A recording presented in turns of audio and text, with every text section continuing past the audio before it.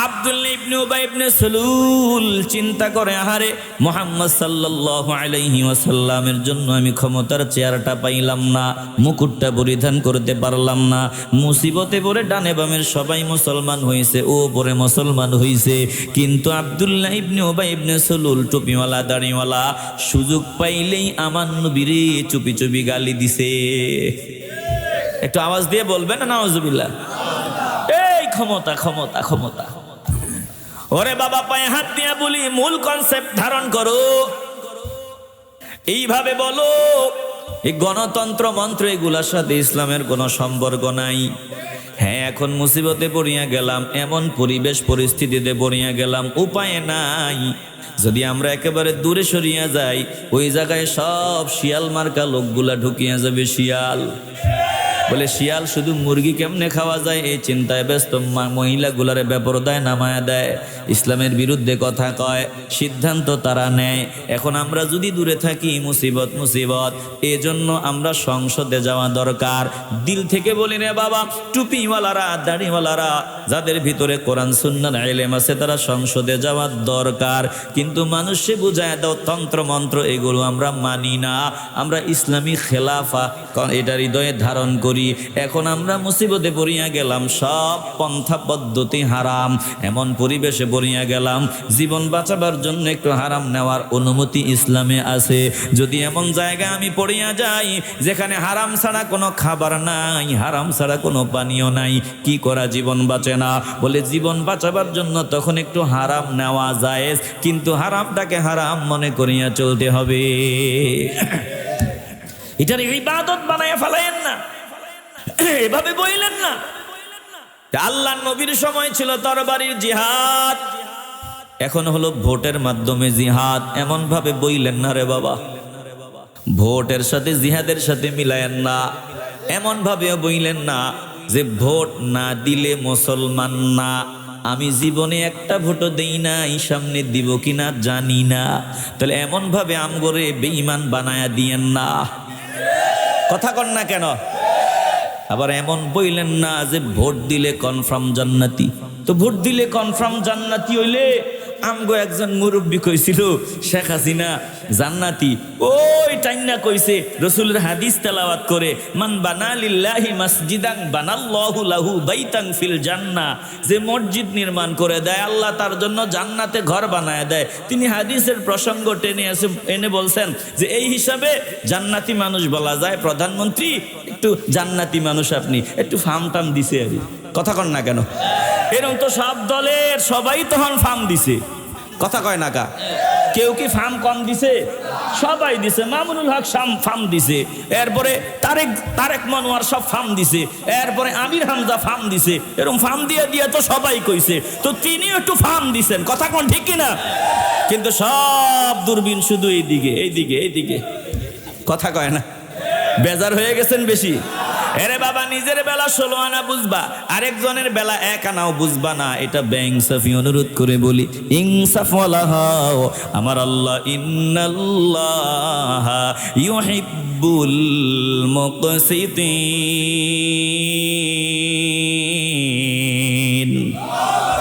ইনসাফ ওয়ালাদের ভালোবাসেন কে? আসতে বলবেন কেন? জোরে বলেন। বেশি কষ্ট দিতে আসেনি। এ বাবা, ভালো করে বুঝিয়ালান। বলো মুসিবতে আছি, হ্যাঁ আমরাও চাই একজন ভালো মানুষ সংসদে যাক, অন্তত কোরআন সুন্নাহর ইলম আছে এমন মানুষ যদি সংসদে যায়, এই বাংলাদেশের সম্পদ চুরি হবে না, এই দেশের মানুষ নিরাপদে থাকবে। এজন্য চাই সংসদে যান, সংসদে যাওয়া দরকার। কিন্তু ভালো করিয়া শুনিয়া লও, সংসদে গিয়ে যদি কোরআনের আয়াত দিয়া বিচার করা আরম্ভ করো, এটা ভুলে যাইও না, ভারত তোমাদেরকে ছাড়বে না, আমাদেরকে ছাড়বে না, আমেরিকা আমাদেরকে ছেড়ে দিবে না। যদি ইসলামী শরিয়া অনুযায়ী রাষ্ট্র চালানো আরম্ভ করিয়া দেন, বলে 300 আসনের মধ্যে 290টা আসন ইসলামপন্থীরা পাইয়া সংসদে গিয়া যদি কোরআনের আইন চালু করিয়া দেয়, আমি আপনাদের কাছে জানতে চাই, বলেন আমেরিকা কি তখন আমগরে ছেড়ে দিবে? গণতন্ত্রের ধারক বাহক যারা আছে তারা কি আমগরে ছেড়ে দিবে? বলবে জঙ্গি, সাইজ কর, বোমা ফালা, তারপর সবগুলারে ধ্বংস কর। ভারত তো কইব আমরা আরো আগে রাজি। এখন করা কি বলে, তখন জিহাদ ফি সাবিলিল্লাহ, আল্লাহর রাস্তায় জিহাদ করতেই হবে। কথা কোন ঠিক কিনা? আর জিহাদ না করলেও কালকে জিহাদ করা লাগবে। কালকে যেটা লাগবে আজ থেকেই মানুষকে ওটার জন্য তৈরি করে নিতে হবে। ওরে বাবা, শুধু ভোটাভুটির পাগল হইও না, মানুষকে শেখাও আমরা রক্ত দিতে হবে, জীবন দিতে হবে ইসলামী খেলাফত কায়েমের জন্য। এখন হয়তো মুসিবতে পড়িয়া যাই, আমরা সিস্টেমটা পরিবর্তন করিয়া নিব, কিন্তু শুনিয়া লাও, আমেরিকা আমাদের দিকে আক্রমণ করবে, বেঈমানরা আমাদের উপর হামলা করবে। অতএব আগ থেকেই তৈরি হও, দেশ বাঁচাবার জন্য, ঈমান বাঁচাবার জন্য, মাতৃভূমির প্রতি ইঞ্চি মাটি হেফাজত করার জন্য এখন থেকেই সবাই রেডি থাকতে হবে। বলেন, যেহেতু আজ হোক কাল হোক লড়াই করতেই হবে, জিহাদ করতেই হবে। বলেন, আগ থেকেই আমরা জিহাদের জন্য তৈরি থাকতে চাই কি চাই না? আসতে বলবেন না, জবান খুলে বলেন, চাই কি চাই না? বেজার হয়ে গেছেন নাকি? কথা যা বলতেছি বাস্তব না অবাস্তব? আর সামান্য সময় বাবা দিল নরম করিয়া দাও, তাকায় দেখো, বেঈমানরা, গাদ্দাররা ক্ষমতার চেয়ারে লোভে নেতারা অস্বীকার করে বসলো। সালেহ আলাইহিস সালাম আল্লাহর পক্ষ থেকে সুস্পষ্ট নিদর্শন দেখায় দিলেন। ওটনি বাহির হইয়া যায়, গর্ভবতী বিশাল ওটনি। এবার সালেহ আলাইহিস সালাম নজর দিয়া দেখলেন তারা অস্বীকার করিয়া বসলো। আল্লাহর নবী ডাক দিয়ে বললেন, শুনিয়া লও, কদ জাআতকুম বাইয়িনাতুম মির রাব্বিকুম হাযিহি নাকাতুল্লাহি লাকুম আয়াতান ফাযারুহা তাকুল ফি আরদিল্লাহি ওয়ালা تمسوها بسوء فيأخذكم عذاب أليم।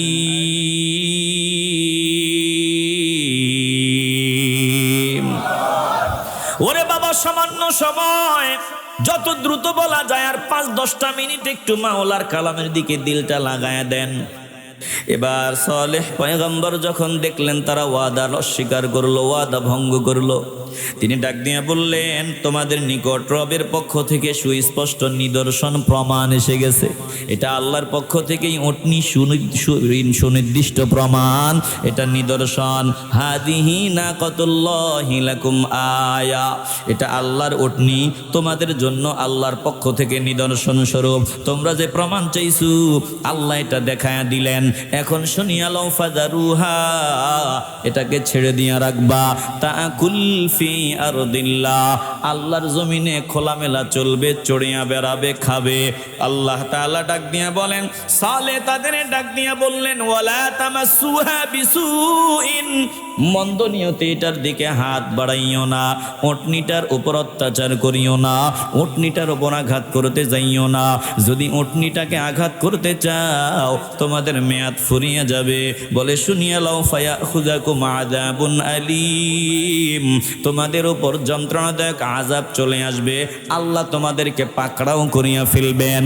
আল্লাহ নবী সালেহ জানায়া দিলেন, তোমাদের বেঁচে থাকা না থাকা এখন ওটনির সাথে আল্লাহ মিলায়া দিলেন। ওটনি নিরাপদে থাকবে যতদিন, আল্লাহ তোমাদের বাঁচায়া রাখবে ততদিন। ওটনি থাকবে না, আল্লাহ তোমাদের এই জমিনে রাখবেন না। ইয়ে বাবা, কোরআন থেকে কথা শুনাই দিলটা নরম করিয়া দাও। কসম আল্লাহর, অন্যান্য কওমকে আমার আল্লাহ যেই গুনাহের কারণে আসমানি গজব দিয়া ধ্বংস করে দিছেন, সবগুলা একসাথে বর্তমানে আমাদের মধ্যে পাওয়া যায়। এরপরেও আল্লাহ গজব দেন না কেন? বলে, গজব দেন না এই জমিনে ওই যে উটনির চাইতেও বহু বহু বহু গুণের দামি একদল বান্দা আছে। তুমি জানো না ওই বান্দাগুলা তাহাজ্জুদের সময় জাগ্রত হইয়া মাওলাকে সিজদা দেয়, চোখের পানি ছাড়ে, আল্লাহকে ডাক দিয়া বলে, মালিক আয় আল্লাহ গজব দিও না গো আল্লাহ, গজব দিও না, দয়া করো দয়া করো। ওই বান্দাগুলা তাহাজ্জুদের বিছানায় তোমাদের জন্য আমাদের জন্য কান্নাকাটি করে, বলে ওদের চোখের পানির বদৌলতে আল্লাহ এখনো আমাদের বাঁচায়া রাখছে। যদি এই মানুষগুলার এই কষ্ট দাও আল্লাহ তোমাদেরকে ছেড়ে দিবেন না। জোরে কোন ঠিক কিনা? আসতে বলবেন না, জোরে বলেন ঠিক কিনা? বলেন এই উটনি দামি না এই জগতে যারা তাহাজ্জুদ গুজারি, তাহাজ্জুদ পড়নেওয়ালা, কোরআনের পাগল, নবীজির পাগল, চোখের পানি নিয়ে আল্লাহর দরবারে কান্না করে, এই মানুষগুলা দামি? উটনি দামি না এই মানুষগুলা দামি? এই আল্লাহর ওলিগুলা দামি। অতএব তাদের দিকে যদি বাঁকা আঙ্গুল নিয়ে কথা বলো, চক্ষু রাঙ্গায়া কথা বলো, শুনিয়া লও গজব আসতে দেরি হবে না। আফসোস লাগে এখন আমরা দেখি আল্লাহর প্রিয় বান্দাদের দালাল বলিয়া গালি দেওয়া হয়। না না না, দালাল না রে বাবা, হয়তো তোমরাও হেকমত করেছো, তিনারাও হেকমত করেছে, তোমাদেরটা জায়েজ ওনাদেরটা না জায়েজ মনে করিও না। কথা কন না কেন? আমরা মিলেমিশে চলতে চাই। এই কাদা ছোড়াছড়ি বন্ধ করে দাও। যা বললাম বলেন, যা বলেছি একটা সমতা রেখেই বলার চেষ্টা করছি, একদিকে সব কথা বলি নাই। বলছি? আসতে বলবেন না, বলছি? তাইলে ওটনি থাকবে যতদিন, তোমরাও নিরাপদ ততদিন। সুখে থাকতে ভূতে কিলায়। বেঈমানরা, গাদ্দাররা, বড় বড় লিডাররা চিন্তা করলো কেমনে কি করা যায়, উটনিটারে হত্যা করিয়া ফেলা দরকার। লম্বা আলোচনারে বাবা আমি আর সামনে যাব না। তারা সিদ্ধান্ত নিয়ে উটনিকে জবাই করলো, হত্যা করলো। দেরি হয় আমার আল্লাহ 3 দিনের মাথায় তাদের গজব দিয়া ধ্বংস করিয়া দিলেন। এরপরেও আল্লাহ গজব দিতে চান নাই। সালেহ আলাইহিস সালামকে বললেন আপনি যান, এরা গাদ্দারি করেছে, গজব কিন্তু আমি দিয়ে দিমু। সাবধান হতে বলেন, সতর্ক হতে বলেন, তাওবা করিয়া নিতে বলেন। এবার তাদের কাছে গিয়া দাওয়াত দেয়, তারা বলে মানি না, পারলে গজবাইন্না দেখায় দাও। বলছো না উটনিরে কিছু করলে আল্লাহ ছাড়বে না, উটনি মারিয়া ফেললাম। ফাকরুন্না কতা ওয়াতা আন আমরি রব্বিহিম। উটনি হত্যা করার পর, অবাধ্য হওয়ার পর তারা সালেহ নবীকে ডাক দিয়ে বলে ওয়াকালু ইয়া সালিহু উতিনা বিমা তাইদুনা ইন কুনতা মিনাল মুরসালিন। ও সালেহ, তুমি না বলছো উটনিরে মারলে আল্লাহ আমগরে ছাড়বে না? উটনি তো জবাই করে ফেললাম, এবার আল্লাহরে বলো গজব দিতে, যদি তুমি রসুল হয়ে থাকো, সত্যবাদী হয়ে থাকো। এবার আল্লাহর পক্ষ থেকে জানায় দিলেন গাদ্দারের দল মেয়াদ আর মাত্র 3 দিন। বলে মেয়াদ যে 3 দিন দিল, আলামতের একটু লক্ষণগুলো বলে দাও। লক্ষণটা কি? বলে আগামী দিন বৃহস্পতিবার, তারপরের দিন শুক্রবার, তারপরের দিন শনিবার তোদের শেষ দিন। বলে বৃহস্পতিবার দেখবি তোদের সবগুলোর চেহারা হলদে বর্ণের হয়ে যাবে, শুক্রবার সবগুলোর চেহারা লাল বর্ণ হয়ে যাবে, শনিবার সবগুলোর চেহারা কালো বর্ণের হয়ে যাবে। দেখেন একজন মানুষ যখন দুনিয়ার পাগল হয়ে যায়, স্পষ্ট আলামত, গজবের আলামত দেখিও মানুষ সতর্ক হয় না। তাকায় দেখো রে বাবা, আল্লাহ কিন্তু কম্পন ঝাঁকুনি দেওয়া আরম্ভ করিয়া দিলেন। ওই যে 5.7 মাত্রার রাস্তা কিন্তু চিনিয়া গেছি। গজবের আগে কিন্তু আল্লাহ একটু সিগন্যাল দেয়, বলে একটু সিগন্যাল দেওয়া আরম্ভ হয়ে গেছে। এই কম্পনার সামনে যেটা আসবে 5.7 মাত্রার না, এমন গজব আসবে যেই গজবে ঢাকার শহরে একটা ভবনও থাকবে না। এমন গজব আসবে যেই গজবে জমিন আমাদেরকে তার পেটের ভিতরে ঢুকায় নিবে। এ মুসলমান ইমানদার, দিল থেকে মহব্বত নিয়ে খাঁটি তওবার নিয়ত যদি থাকে, মহব্বত নিয়ে বলেন আমরা যাদের উসিলায় বাঁচিয়া আছি, বলেন তাদের পাগল হতে চাই কি চাই না? আসতে বলবেন না, জবান খুলিয়া বলেন চাই কি চাই না? সবগুলারে আল্লাহ কি দিয়ে ধ্বংস করলেন? আল্লাহ বলেন একটু ঝাঁকুনি দিলাম, ভূমিকম্প দিয়া দিলাম। এবার যারা গাদ্দারি করেছিল ফাসবাহু ফি দারিহিম জাসিমিন।